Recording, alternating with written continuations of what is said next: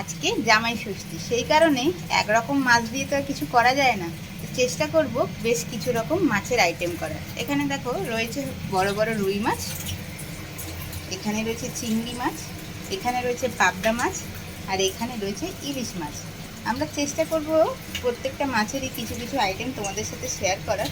প্রথমে আমি এখানে ভাবছি আজকে এই মাছটা দিয়ে রেজালা বানাবো। তার জন্য আমি দেখো এখানে পেস্টও করে রেখেছি, কাজু বাদাম বাটা, এখানে পোস্ত বাটা করে রেখেছি, এখানে আমি করে রেখেছি হচ্ছে পেঁয়াজ আর রসুন বাটা, আর এখানে আছে আদা বাটা। এবার আমি মাছগুলোকে ভেজে নেব।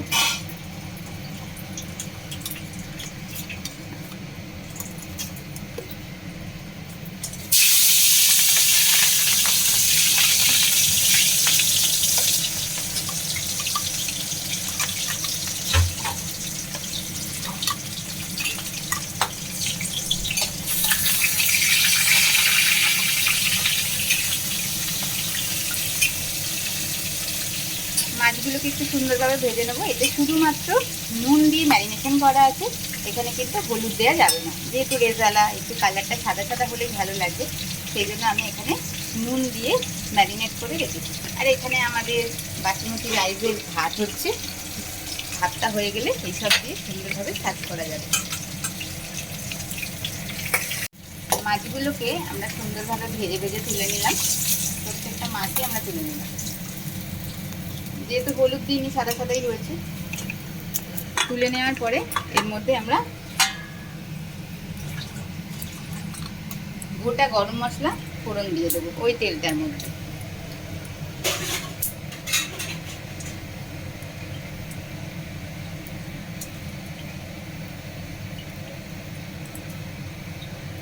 গোটা গরম মশলা ফোড়ন দিয়ে দেবো, আর একটু দিয়ে দেবো কি একটা চামচ নিয়ে আসি,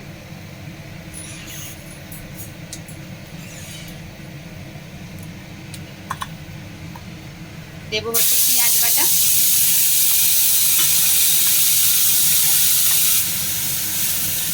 এর মধ্যে রসুনও আছে, তাহলে পেঁয়াজ রসুন পেস্ট,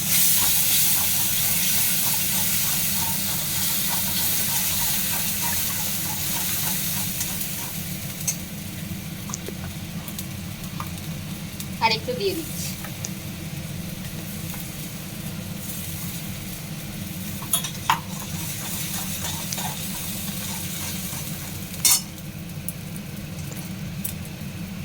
এর মধ্যে দেবো আদার পেস্ট। আদাটা আমি একটুখানি হাত দিয়ে ছেঁকে নিয়ে দিই, তাহলে ছিদ্রগুলো বড্ড দাঁতে লাগে।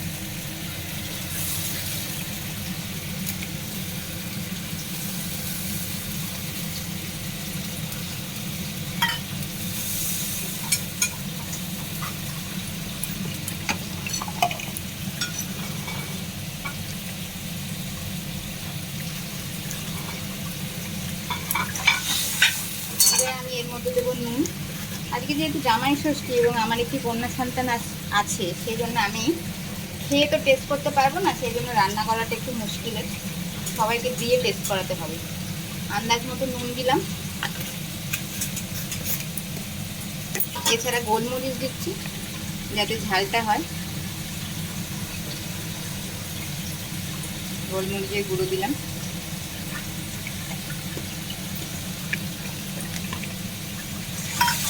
আবার একটু কষিয়ে নিচ্ছি।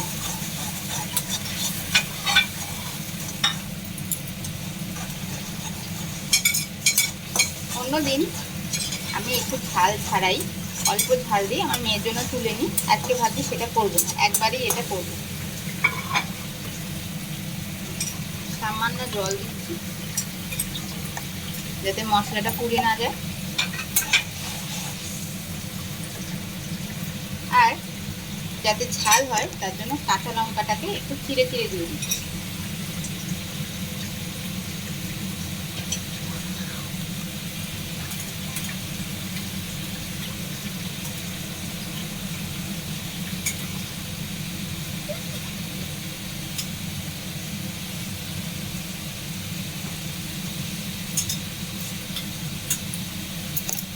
দিয়ে দিলাম।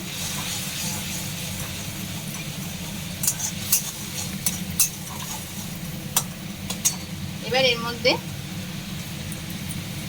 কাজু আর পোস্ত বাটাটাকে এর মধ্যে মিক্স করে দিচ্ছি।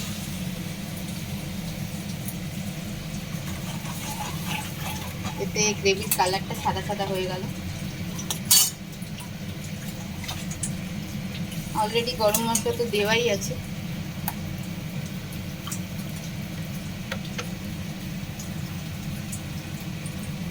একটু জল অ্যাড করছি।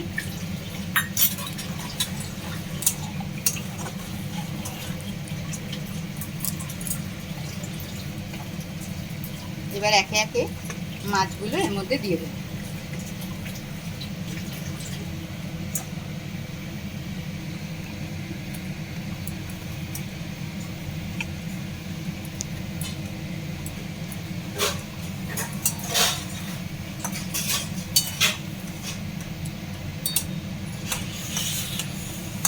এটা মাছটা একটু গলা পর্যন্ত হবে, হওয়া হলে আমরা এর মধ্যে সামান্য একটু ঘি ছড়িয়ে নামিয়ে নেব, তাতে রেজালাটা রেডি হয়ে যাবে। আর সামান্য একটু চিনি অ্যাড করব।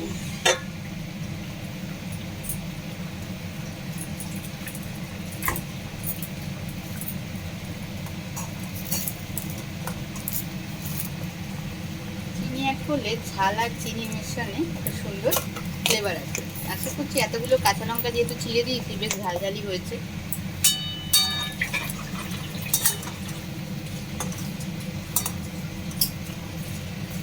আর কালারটা যথেষ্ট সাদাই হয়েছে।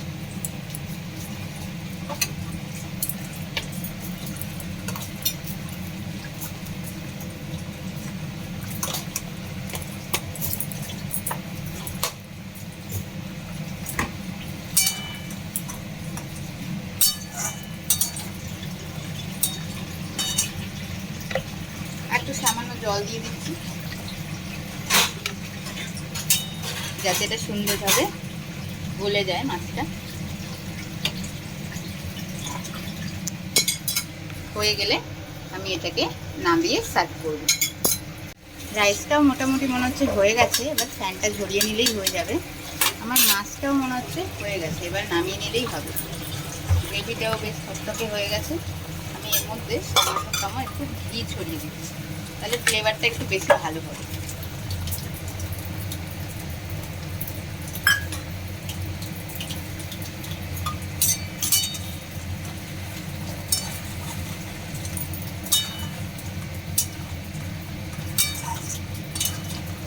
হয়ে গেছে, রুই মাছের রেজালা আমাদের রেডি।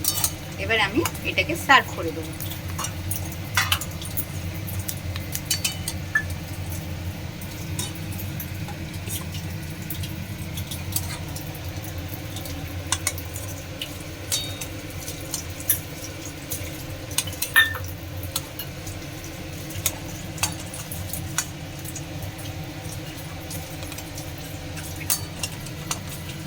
তোলাই যাচ্ছে না।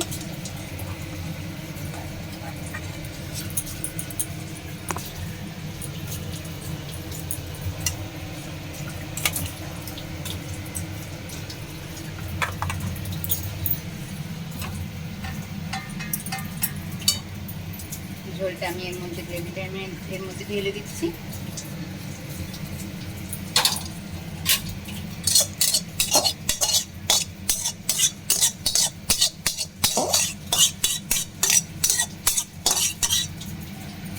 আর আমি মেয়েকে দিয়ে টেস্টও করিয়ে নিয়েছি, নুন ঝাল সব ঠিকই আছে।